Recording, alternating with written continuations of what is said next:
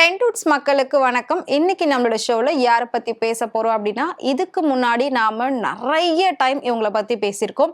இவங்களோட படத்தை பத்தியும் பேசியிருக்கோம், இவங்களோட பணத்தை பத்தியும் பேசியிருக்கோம். அந்த அளவுக்கு இன்னைக்கு சவுத் இந்தியன் ஆக்ட்ரஸ்லயே நம்பர் 1 எப்பவுமே லீட்ல இருக்கக்கூடிய ஒரு ஆக்ட்ரஸ், ஒரு ஹீரோயின் அப்படின்னா அது நம்மளோட நயன்தாரா மட்டும்தான். ஸோ அவங்க மார்க்கெட்ல இல்லைனாலும் இருந்தாலும் எப்பவுமே டாப்ல இருக்காங்க சோசியல் மீடியா பொறுத்த வரைக்கும். அதே மாதிரி விமர்சனங்கள் எல்லாத்துலயுமே அவங்க வந்து நம்பர் 1ல தான் இருந்துட்டு இருக்காங்க.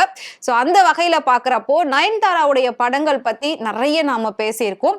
அதை தாண்டி அவங்களோட சொத்து மதிப்பு எவ்வளோ, அவங்க வந்து ஜெட் வச்சிருக்காங்க, அவங்க என்ன மாதிரி வீடு வச்சிருக்காங்க, நிறைய விஷயம் நம்ம வந்து பேசியிருக்கோம். அவங்க சேலரி பத்தி எல்லாம் பேசியிருக்கோம். இப்போ என்ன அப்படின்னு பாத்தீங்கன்னா, அவங்க புதுசா மிகப்பெரிய ஒரு ப்ராப்பர்ட்டி வாங்கியிருக்காங்க. ஸோ அதை பத்தி தான் இப்ப நாம பேச போறோம். பொதுவா நயன்தாராவை பத்தி சொல்லணும் அப்படின்னா, அவங்களும் எந்த ஒரு பின்புலமும் இல்லாம சின்ன சின்ன டிவி ஷோல ஆங்கரிங் பண்ணி அதுல இருந்து ஒரு சில படங்கள் பண்ணி அடுத்ததுதான் அவங்க வந்து ஒரு பெரிய லெவலுக்கு வந்தாங்க. பெரிய லெவலுக்கு வர்றதுக்கு நிறைய போராட்டங்கள், நிறைய சாக்ரிஃபைஸ் வந்து அவங்க பண்ணியிருப்பாங்க கண்டிப்பா. ஸோ இது எதுவுமே இல்லாம ஒரு பெண்ணால இந்த அளவுக்கு உயர்ந்து நிற்க முடியாது. அதுவும் இந்த ஃபீல்டுல அப்படின்னா எல்லாரும் வருவாங்க, ஒரு படத்தோட 2 படத்தோட காணாம போயிடுவாங்க. படங்கள் பண்ணல அப்படின்னாலும் நம்பர் 1 டாக் ஆஃப் த டோனா வந்து சினிமாவில் இருக்கக்கூடியது நயன்தாரா தான். ஸோ சமந்தா கூட இப்போ 2-3 இயர்ஸா படங்கள் எதுவுமே பண்ணல. அவங்கள பத்தி பெருசா எதுவும் பேசவும் கிடையாது. ஒரே ஒரு விஷயம் மட்டும்தான் அவங்கள பத்தி தொடர்ந்து வந்துகிட்டே இருந்தது, அவங்களோட செகண்ட் மேரேஜ் பத்தி. ஸோ இப்போ அவங்க அந்த மேரேஜ் பண்ணி அவங்க லைஃப்ல செட்டில் ஆயிட்டாங்க. அதனால இனி அவங்கள பத்தி பேசுறதுக்கு பெருசா எதுவும் கிடையாது. பட் நயன்தாராவும் கிட்டத்தட்ட அப்படிதான். அவங்க வந்து ஒரு சில படங்கள் மற்ற லாங்குவேஜஸ்ல பண்ணியிருந்தாலும் தமிழ்ல அப்படின்னா இன்னும் பெருசா எதுவும் படங்கள் கிடையாது. ஆனாலும் அவங்க talk of the town in cinema அப்படின்ற மாதிரி தான் இருந்துட்டு இருக்காங்க. ஸோ நயன்தாராவுடைய சொத்து மதிப்பு எவ்வளோ அப்படின்னு பார்த்திருக்கோம். ரீசெண்டா அவங்களோட பர்த்டே முடிஞ்சதுக்கு அவங்க ஹஸ்பண்ட் விக்னேஷ் சிவன் வந்து கிட்டத்தட்ட 10 crore வர்த்துள்ள ரோல்ஸ் ராயஸ் ஸ்பெக்டர் கார் வந்து கிஃப்ட் பண்ணியிருந்தாங்க. ஸோ அது வந்து 10 கோடி ரூபாய் மதிப்புள்ள அந்த கார் அவர் வந்து கிஃப்டா கொடுத்திருந்தாரு பர்த்டேக்கு. அதையும் அவங்க வந்து போஸ்ட் பண்ணி பயங்கர ஒரு வைரல் ஆச்சு. ஸோ அந்த மாதிரி கார் அப்படின்னு பார்த்தோம்னா பெரிய பெரிய நடிகர்கள் மட்டும்தான், அதாவது சூப்பர் ஸ்டார் லெவல்ல இருக்கக்கூடிய நடிகர்கள் தான் இந்த மாதிரி காரை வச்சிருக்காங்க. அடுத்ததா நம்மளோட தமிழ்ல பாத்தீங்கன்னா நயன்தாரா வச்சிருக்காங்க, தனுஷ் வச்சிருக்காரு. இப்போ ரீசெண்டா வந்து டைரக்டர்லயே அட்லி வந்து இந்த காரை வாங்கியிருக்காரு அப்படியும் ஒரு நியூஸ் வந்தது. சோ அடுத்ததா வந்து விஜய் வச்சிருக்காரு. இந்த மாதிரி ரொம்ப டாப்ல இருக்கக்கூடியவங்க மட்டும்தான் இந்த காரை வந்து வச்சிருப்பாங்க. ஏன்னா இந்த கார் அவ்வளோ ஒரு காஸ்ட்லியான காரு. ஸோ அதை வந்து இவங்க பர்த்டேக்கு கிஃப்டா அவங்க ஹஸ்பண்ட் கொடுத்திருந்தாரு. நயன்தாரா வந்துட்டு படத்துல எல்லாம் பயங்கரமா சம்பாதிச்சிருந்தாங்க. அவங்க ஒரு நாள் ஆட் ஷூட்டுக்கே 5 கோடி ரூபாய் சார்ஜ் பண்றதாவுமே நாம வந்து நிறைய வீடியோஸ்லாம் பேசியிருக்கோம், பார்த்திருக்கோம். அது உண்மையிலே வந்து நடந்திருக்கு. ஸோ அந்த மாதிரி சம்பாதிச்ச பணத்தெல்லாம் இவங்க பிசினஸ்ல இன்வெஸ்ட் பண்ணியிருக்காங்க. ஸோ நயன்தாரா ஒரு பிசினஸ் 2 பிசினஸ் பண்ணல, எக்கச்சக்கமான பிசினஸ் பண்ணிட்டு இருக்காங்க. அந்த பிசினஸை டெவலப் பண்றதுக்காக இன்ஃப்ளூயன்சர்க்கெல்லாம் மீட்டிங் கூட வச்சிருந்தாங்க. அவங்க மூலமா இந்த ப்ராடக்ட் எல்லாம் வந்து இன்னும் நல்லா ஃபேம் பண்ணணும் அப்படின்றதுக்காக அதுவும் எல்லாமே அவங்களோட பேர்லயே வச்சிருந்தாங்க. அது மட்டும் இல்லாம ஒரு சில ஷாப்ஸை பிரான்ச்சைஸும் அவங்க பண்ணியிருந்தாங்க. சாய்வாலா, டீ பாய் இந்த மாதிரி டீ ஷாப்பை கூட அவங்க வந்து பார்ட்னர்ஷிப்ல இருந்துட்டு இருக்காங்க. அது இல்லாம அவங்களோட ஓன் ப்ராடக்டா 9 ஸ்கின், 9 காஸ்மெட்டிக்ஸ் இந்த மாதிரியான பிராண்டட் ஐட்டம்ஸ் எல்லாமே அவங்க வந்து லான்ச் பண்ணிட்டு இருக்காங்க. ஸோ இது எல்லாத்தையும் தாண்டி கொஞ்சம் மாதங்களுக்கு முன்னாடி அவங்களோட போட்டோஸ் அண்ட் வீடியோஸ் பயங்கர வைரல் ஆச்சு. என்ன அப்படின்னா ஒரு ஓல்டு டைப், அதாவது வில்லேஜ் டைப்ல இருக்கிற மாதிரியான ஒரு ஸ்டுடியோல அவங்க நிறைய போட்டோ ஷூட்லாம் பண்ணி போட்டிருந்தாங்க. அது பயங்கர வைரல் ஆச்சு. அது என்ன அப்படின்னு சொல்லி கொஞ்சம் ஆராய்ஞ்சு பார்க்குறப்போ ஆல்ரெடி அவங்க வந்து ஓன் ப்ரொடக்ஷன் கம்பெனி வச்சிருக்காங்க. ஸோ அதுல வந்து ஒரு ஸ்டுடியோ ஓப்பன் பண்ணியிருக்காங்க. அந்த ஸ்டுடியோ எங்க தெரியுமா ஓப்பன் பண்ணியிருக்காங்க? போயஸ் கார்டன்ல அவங்க ஓப்பன் பண்ணியிருக்காங்க. நம்மளோட சென்னையில போயஸ் கார்டன் அப்படிங்கிறது விவிஐபி ஏரியா, அதாவது சென்னையிலே பார்த்தீங்கன்னா ரிச்சஸ்ட் பிளேசஸ்ல போயஸ் கார்டன் செகண்ட் பிளேஸ்ல இருக்கு. ஃபர்ஸ்ட் பிளேஸ் வந்து அடையார் போட் கிளப் தான். அங்க வந்து இன்னும் பெரிய பெரிய பணக்காரர்கள், கோடீஸ்வரர்கள் அங்க இருப்பாங்க. ஸோ அடுத்ததா பார்க்குறப்போ போயஸ் கார்டன்ல தான் எல்லா விஐபிஸும் இருக்காங்க. நம்மளோட சிஎம்லாமே அங்கதான் இருக்காங்க.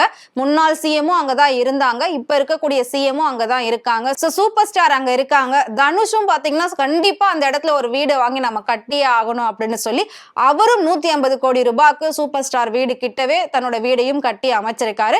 அந்த மாதிரி அங்க இடம் பிடிக்கிறது அப்படின்றது ஒரு கெத்தான விஷயம். பெரிய ஒரு கோடீஸ்வரங்க அப்படின்னா அங்க ஒரு இடம் இல்லை அப்படின்னாலே அது வந்து ரொம்ப மைனஸான ஒரு விஷயமா பார்க்கப்படுது. அதனாலேயே நயன்தாரா வந்து போயஸ் கார்டன்ல ஒரு ஸ்டுடியோ ஓபன் பண்ணியிருந்தாங்க. பண்ணியிருந்தாங்க.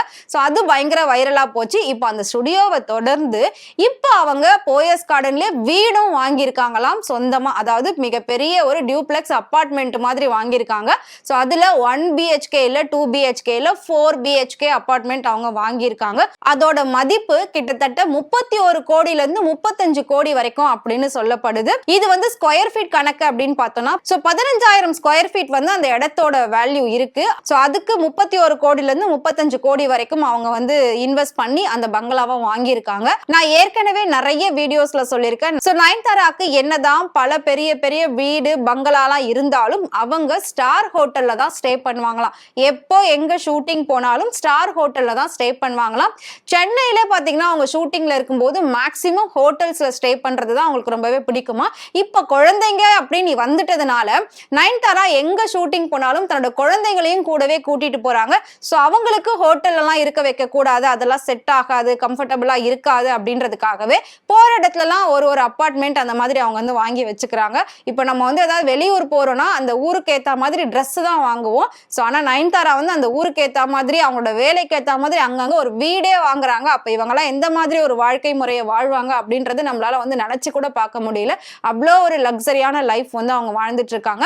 இப்போ பல பெரிய பெரிய நடிகர்கள் பல பெரிய பெரிய தலைவர்கள் இருக்கக்கூடிய ஒரு இடத்துல இவங்களும் இடம் பிடிச்சிட்டாங்க. ஏன்னா அங்க அவங்களுக்கு வீடு இல்லைன்னா பெரிய மதிப்பே இருக்காது அப்படின்ற மாதிரி தான் அவங்க ஃபீல் பண்ணி அங்க ஸ்டுடியோ வச்சது இல்லாம இப்போ வீடையும் வாங்கிட்டாங்க. இது மிகப்பெரிய ஒரு பேசு பொருளா சினிமா வட்டாரத்துல பேசப்பட்டுக்கிட்டு இருக்கு. ஸோ நிறைய பேர் வந்து நயன்தாராக்கு பாராட்டுகளையும் வாழ்த்துக்களையும் தெரிவிச்சுக்கிட்டு வராங்க.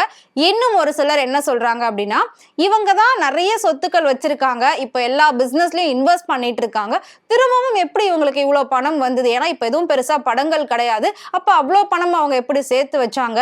இன்னொரு விஷயம் கண்டிப்பா நீங்க எல்லாம் கேள்விப்பட்டிருப்பீங்க, பாண்டிச்சேரியில போயிட்டு ஒரு கவர்மெண்ட் ஹோட்டல்ல விக்னேஷ் சிவன் விலை பேசினாரு. சோ கவர்மெண்ட் ஹோட்டல்ல விலை பேசுற அளவுக்கு அவங்க கிட்ட சொத்து மதிப்பு இருக்கா அப்படின்ற மாதிரியும் நிறைய பேர் வந்து செமையா கலாய்ச்சிட்டு இருந்தாங்க. பட் இது எல்லாத்தையும் தாண்டி அவங்களோட ஒரு திறமைக்கு அவங்களோட ஒரு ஹார்ட் ஒர்க்குக்கு இது வந்து கிடைச்ச மிகப்பெரிய ஒரு விஷயம் தான். இந்த மாதிரி வாய்ப்புகள், இந்த மாதிரி ஒரு லக்ஸரியான லைஃப், இந்த அளவுக்கு ஒரு பணம் அப்படின்றது எல்லா ஹீரோயின்ஸ்க்கும் கிடைச்சிருக்கா அப்படின்னு கேட்டா கண்டிப்பா கிடையவே கிடையாது. இவங்களுக்கு முன்னாடி நிறைய ஹீரோயின்ஸ் இருந்திருக்காங்க, 90ஸ்ல இருந்திருக்காங்க, 80ஸ்ல இருந்திருக்காங்க. பட் இந்த அளவுக்கு எந்த ஹீரோயின்ஸ்க்காவது ஒரு லைஃப் ஸ்டைல் அமைஞ்சிருக்கா அப்படின்னு கேட்டா கண்டிப்பா இல்லவே இல்லை. ஸோ வேர்ல்டு லெவல்ல வந்து ஃபேமஸா இருக்காங்க, வேர்ல்டு லெவல்ல அவங்களுக்குன்னு ஃபேன்ஸ் எல்லாம் இருக்காங்க. ஸோ அந்த அளவுக்கு தன்னோட லைஃபை தனக்கு பிடிச்ச மாதிரி தானே வந்து கட்டமைச்சிருக்காங்க அப்படின்னு சொல்லலாம். இந்த மாதிரி வந்து ஒவ்வொரு பெண்களும் தன்னோட திறமைக்கு ஏத்த மாதிரி தான் எப்படி வாழ்க்கையில முன்னேறணும் அப்படின்னு சொல்லி அவங்க யோசிச்சு செயல்பட்டாங்க அப்படின்னா எல்லாராலையும் பெரிய அளவுக்கு அச்சீவ் பண்ண முடியல அப்படின்னாலும் நாம நினைச்ச அளவுக்கு கண்டிப்பா அச்சீவ் பண்ணலாம் அப்படின்றதுக்கு ஸோ நிறைய பெண்களுக்கு நயன்தாரா ரோல் மாடலாகவும் இருந்துட்டு இருக்காங்க. ஸோ முக்கியமா பாத்தீங்கன்னா ஹார்ட் ஒர்க் நெவர் ஃபெயில்ஸ் அப்படின்ற மாதிரி ஸோ நாம வந்து எந்த ஒரு கடின உழைப்பு போட்டாலும் கண்டிப்பா அதுக்கான பலன் இன்னைக்கு கிடைக்கல அப்படின்னாலும் ஃபியூச்சர்ல கிடைக்கும். ஸோ உங்களோட உழைப்பை நேர்மையா நீங்க தொடர்ந்து போட்டுக்கிட்டே இருங்க அப்படின்றதுக்காக தான் இந்த ஒரு வீடியோ. ஸோ உங்களுக்கு நயன்தாராவை பிடிக்கும் அப்படின்னு நினைச்சீங்கன்னா மறக்காம அவங்கள பத்தி கமெண்ட் பாக்ஸ்ல கமெண்ட் பண்ணுங்க. இதே மாதிரி சினிமாவை பத்தியும் சினிமா நடிகர் நடிகைகளை பத்தியும் நிறைய சுவாரஸ்யமான விஷயங்கள் டே பை டே தெரிஞ்சுக்கணும் அப்படின்னு நினைச்சீங்கன்னா மறக்காம ஃப்ரெண்ட் டூ சேனலை ஃபாலோ பண்ணிக்கோங்க.